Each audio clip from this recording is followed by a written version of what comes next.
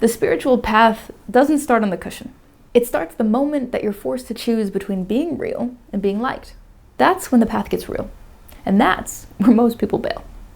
There's a myth that the spiritual path is peaceful. That once you wake up, it gets easier, calmer, cleaner. But the truth, spiritual growth is disruptive.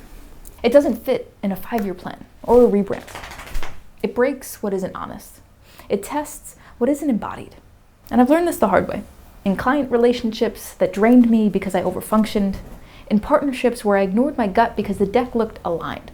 In launches that looked perfect online, but felt like self-abandonment underneath. The spiritual path will use everything in your life.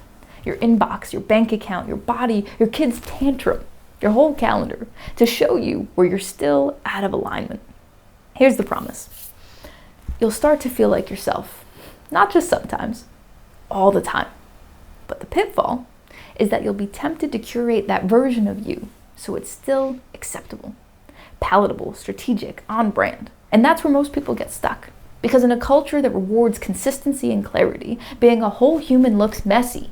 And we forget that authenticity isn't about being right, it's about being true.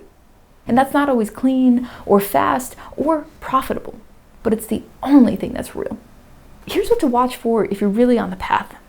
You'll feel quieter, but not always calmer. Peace and numbness aren't the same. You'll start to feel when your body says yes and how often you override it. Hint, it's more than you think. And you'll get better at walking away from things that look right but feel wrong, even when no one claps. Want to know if your path is working? Check your relationships. Are they built on honesty or performance? And check your calendar. Does it reflect your actual energy or your fear of disappointing people?